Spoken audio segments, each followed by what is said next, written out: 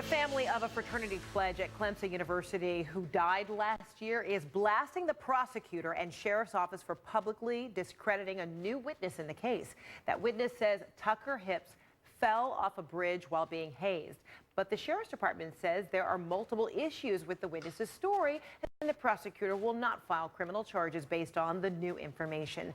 The attorney for the Hips family said this Friday, "We are surprised and disappointed by this statement. We believe that counsel making public comment on the credibility and substance of witness statements is both inappropriate and prejudicial.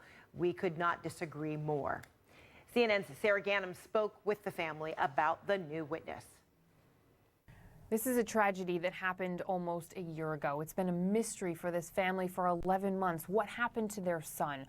Was he forced to jump over this bridge? Was he pushed over the bridge?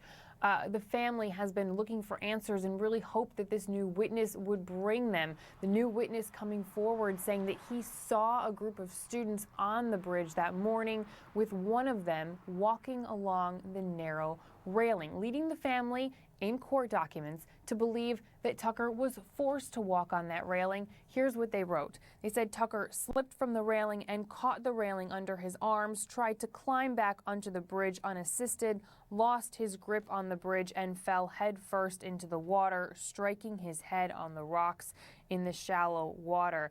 Now, I just talked to the prosecutor in this case, and she said that this will not, in fact, lead to any new criminal charges. She said the sheriff's department thoroughly investigated and found that this witness was off about several things, like the color of the clothing that the students were wearing that day. She also said he wasn't sure about the day that he witnessed these students on the bridge, and records from the gym that he was visiting that morning show that he was not at the gym and was not crossing that bridge the morning that Tucker Hips died. Of course, I talked to his mother, and this doesn't change much for her. She's still hoping for answers. Here's what she said. She said, "His dad and I miss him so terribly. He's still the first thing and the last thing we think about every day, and he is just terribly missed." Of course, the family has filed a lawsuit against the university, the fraternity, and 3 brothers claiming that they tried to cover up after Tucker fell off the bridge, even lying to his girlfriend about where he was that morning, telling her that he was seen in the library when in fact he wasn't, and waiting several hours to call police. The lawsuit also says the fraternity has a history of forcing pledges to jump over bridges and then swim to shore. And it also says that the brothers were upset with Tucker that morning because he didn't bring them McDonald's breakfast. Of course, all the defendants deny these allegations, and specifically one defendant who is a brother at that fraternity and the son of Representative John Carney. His attorney says he did not witness anything and does not know how Tucker went over that bridge. Of course, his family is still left wondering if he really died over some McDonald's breakfast. Sarah Ganem, CNN, New York. All right, so after the new witness came forward, the Sigma Phi Epsilon fraternity released a statement saying, quote, "Sigma Phi Epsilon has recently been made aware of these new allegations attributed to an unnamed unknown witness. We intend to fully investigate these allegations as we have done previously.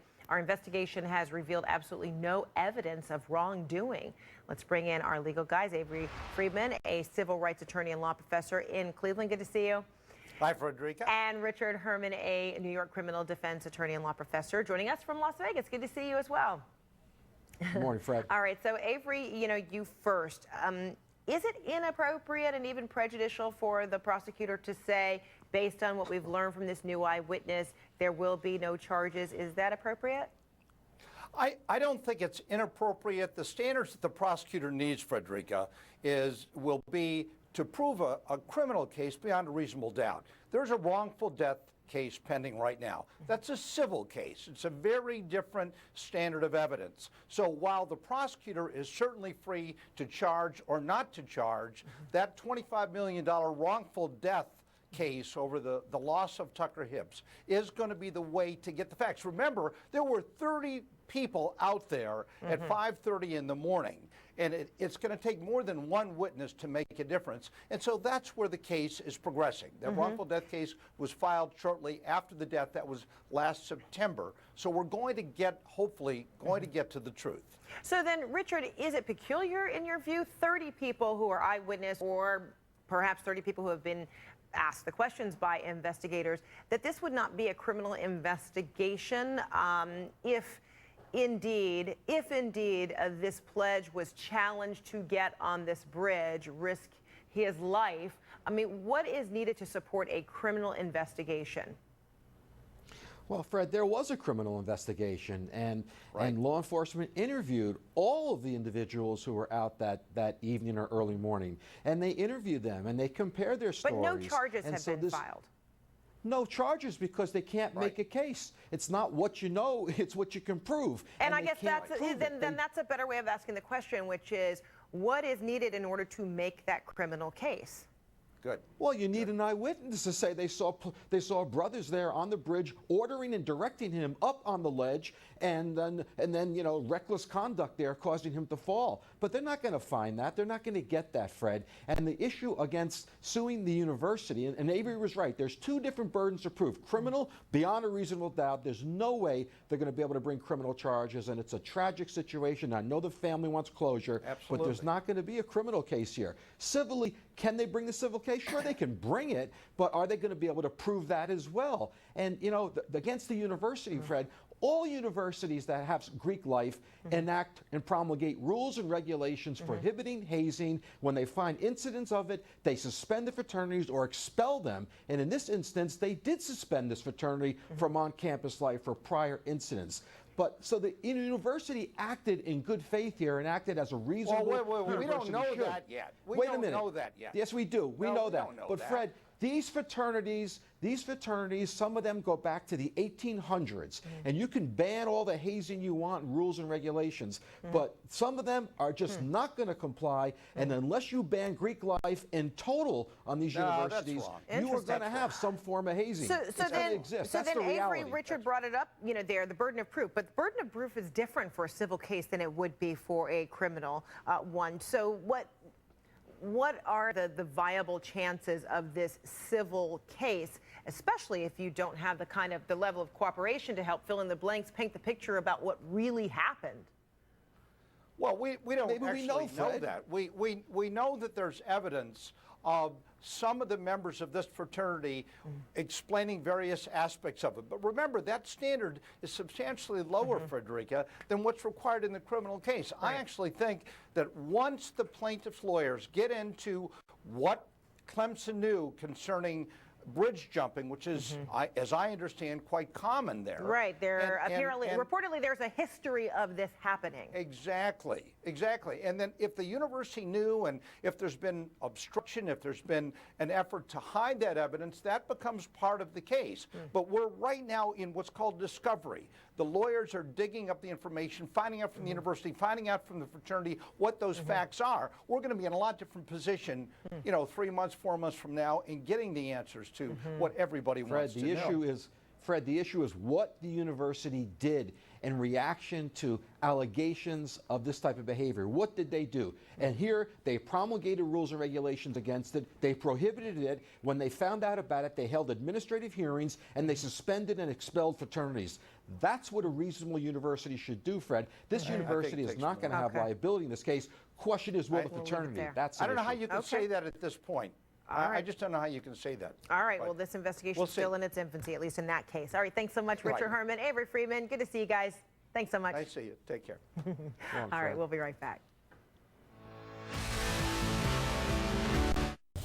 Jared Fogle, the ex-Subway sandwich spokesperson, will soon learn his fate after pleading guilty to child pornography.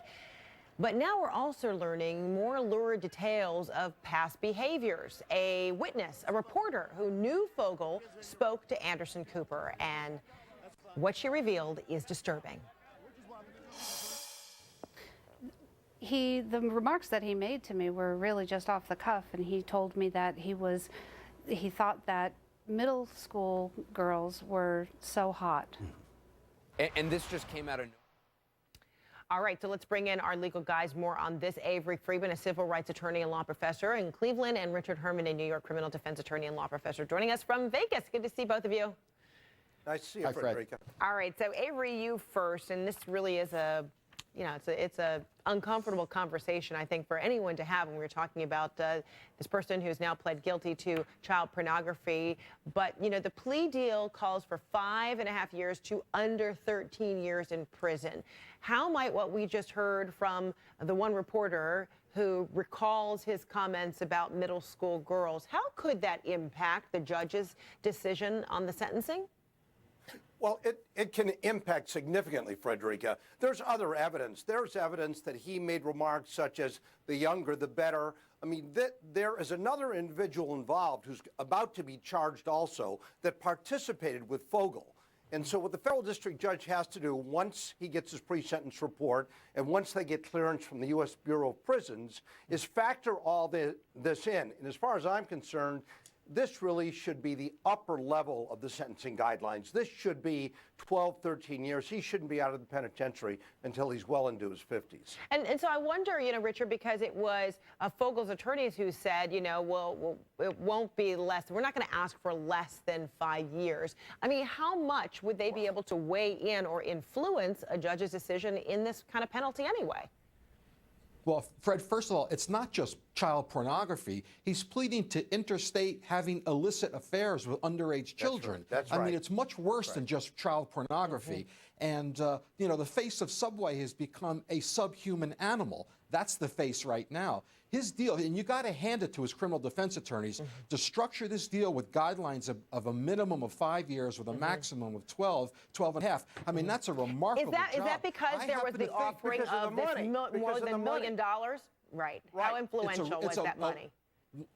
$1.4 million in cash, $100,000 per 14 victims, so $100,000 per victim. Sex offender registry for life, which is monitoring and probation and all kinds of restrictions. But Fred, the judge in this case potentially could reject this deal. The judge has to accept it or reject it. That's right. And the judge could potentially reject. I agree with Avery. I think in this case, if this deal stands, he's looking at double-digit time in prison, a minimum of 10 years this judge is going to get. Sure. But Wow. the money is a critical part of this thing. Often with these kind of offenders, there's no dough. The fact is $100,000 per victim is only going to start to help them get back on their way. And it's up front, Frederica. That's what's so important here. And that's why I think the defense team probably has done okay. Our dear friend, our dear friend, a friend of CNN, Mark Klass, will tell you, if you think there's only 14 victims here, we got a bridge for you. Oh, there's a lot more. This guy There's a lot has more. a sordid past. You have to wonder. Horrendous. You have to wonder, even with this plea deal, and even with the amount of money, being offered, does it mean the investigation is over? I mean, because prosecutors said while they knew that some of his encounters took place when he was on business travel, they weren't sure if it was business travel for his foundation or even for Subway. And you have to wonder whether there is more to the potential investigation. This deal will be all-inclusive. It will cover everything. There will be no other investigation. But not for the guy that he colluded with. That guy, but that guy's the Taylor's one. That's the rat. That's who gave him up. That's the rat here. Well, he's not a rat. He did the right thing. Actually. Interesting. All right, Avery, Richard, always good to see you. Thank you so much, guys. All right. Take care.